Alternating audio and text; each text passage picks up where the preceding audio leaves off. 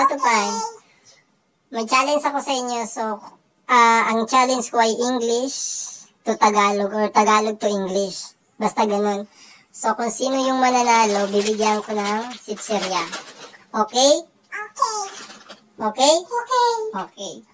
So, paunahan ito Okay, paunahan. Ano ang English ng bahay?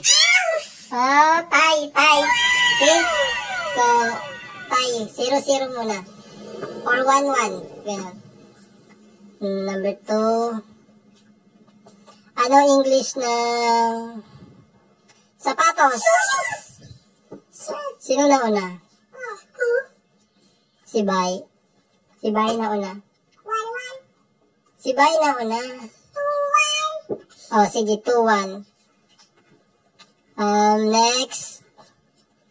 Ano ang English ng plato?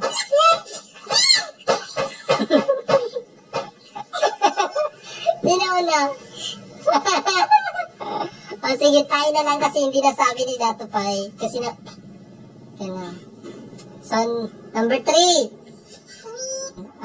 Ano ang English ng gunting? Si Pai nanalo. So, pilaran.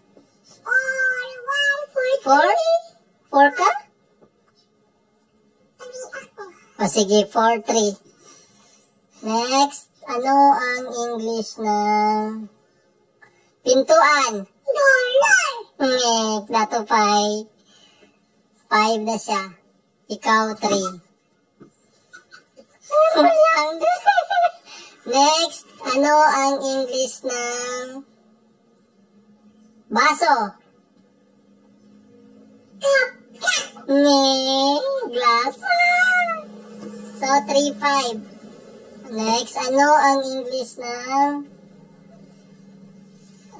ano ba? Upuan. Chair. Ay. Next, pilaran. 6-3. 6-3. Okay, ano ang English ng last na to kung manalo si Bay, sa kanya na ito, number 1.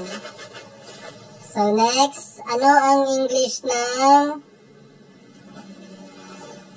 kutsara? Spoon. Ay, panalo na si Bay. So, eto na. Ito, Pai. Bye-bye. Sige na, bye-bye na kayo. Ito, Pai, bye-bye. Bye.